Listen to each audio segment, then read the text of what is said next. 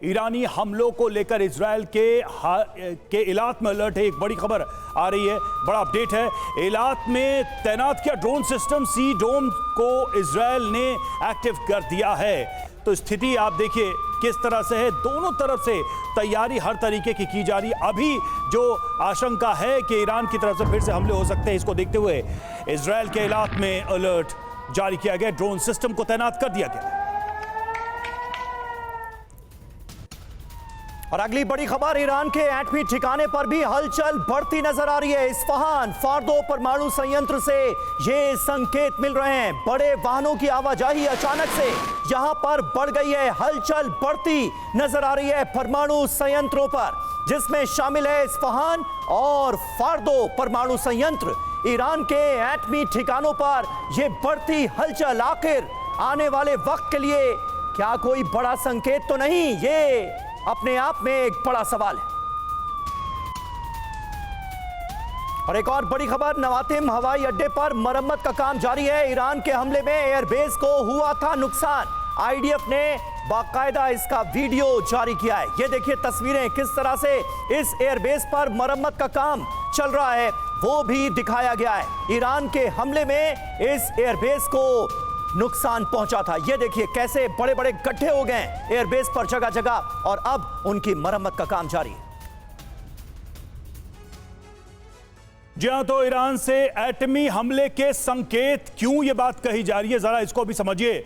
Isfahan परमाणु संयंत्र की बात करें, देखिए ये सारे संयंत्र मौजूद हैं। एक मानचित्र के जरिए हम आपको दिखा रहे हैं कि क्या गतिविधियां हैं इस वक्त, और इन सारे स्टेशंस पे ये एक्टिविटी चल रही है।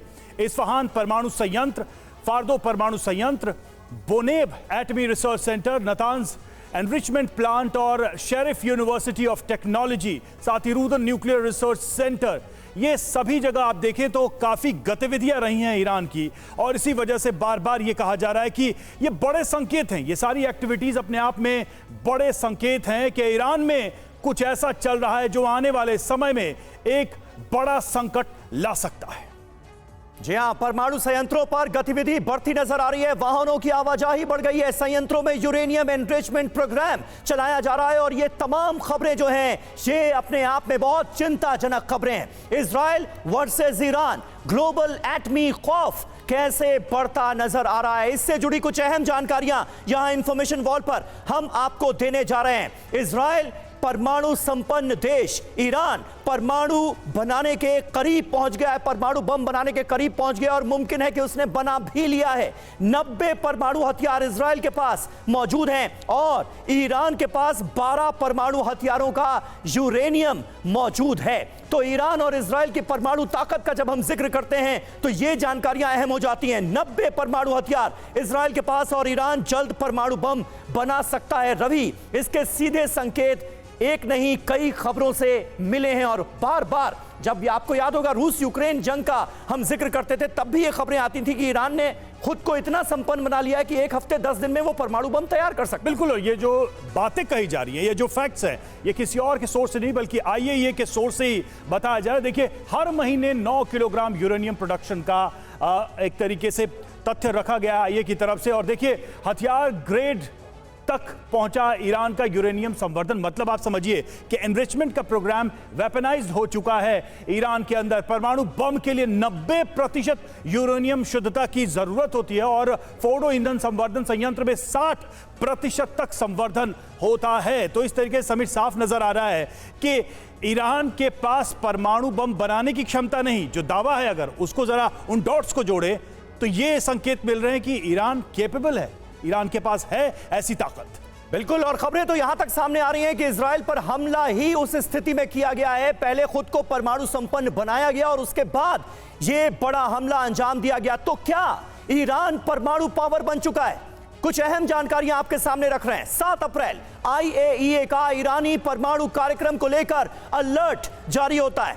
कहा क्या जाता है इस अलर्ट में? आईएईए का अलर्ट था ये, 3 से 5 दिन में परमाणु बम बना सकता है ईरान। ये 7 अप्रैल को बताया जाता है। आईएईए की तरफ से जारी अलर्ट में ईरान के पास 3 से 6 परमाणु बम बनाने लायक संवर्धित यूरेनियम मौजूद है। इसे लेकर IAEA ने कर दिया था आगाह। बिल्कुल, तो सवाल है कि क्या ईरान ने 11 से 12 अप्रैल तक परमाणु बम बना लिए और तभी इतना बड़ा कदम उठाया? क्या ईरान ने परमाणु बम बनाने के बाद हमला किया, जो कि समीर भी कह रहे थे, क्योंकि इतनी ताकत के साथ इजराइल पर हमला करने के पहले अपनी सुरक्षा को सुनिश्चित ईरान ने जरूर किया होगा। सिंह सर, अब सवाल सीधा सीधा यही आ रहा है कि क्या ईरान के पास परमाणु संपन्नता है, हथियार हैं? क्योंकि इजराइल पर जो अटैक है वो ये बता रहा है कि ईरान को तो पता ही होगा कि इसका अंजाम क्या हो सकता है। बिल्कुल, आप बिल्कुल ठीक कह रहे हैं। ईरान ने पहले अपने पूरे सेफ गार्ड किए होंगे परमाणु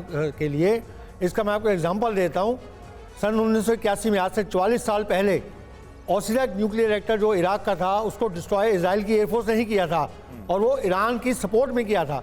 तो ईरान ये बात जानता है कि इजराइल के पास कैपेबिलिटी है कि पूरे न्यूक्लियर प्लांट को उड़ा सकते हैं वो, तो उसकी सुरक्षा करना उनके लिए बहुत ज़रूरी है। आज भी इजराइल इसके केपेबल है, तो ये ज़रूरी है। और ये जो वैकल मूवमेंट आप दिखा रहे हैं वहाँ पर, मेरे हिसाब से वो वैकल मूवमेंट इसलिए कि अब उनका परमाणु बम अभी पूरी तरह से बने नहीं हैं, तो जितना उनका संयंत्र है उसको वहाँ से रीलोकेट कर रहे हैं, किसी दूसरी जगह लेकर जा रहे हैं ताकि उसको टारगेट ना किया जा सके। जी, तीसरी चीज़ है, जो आप परमाणु बम की बात कर रहे हैं, वो ओवरनाइट बनाना बड़ा मुश्किल है, लेकिन यस, वो इस सिचुएशन तक जरूर पहुंच चुके हैं कि परमाणु जो है संयंत्र बना सके।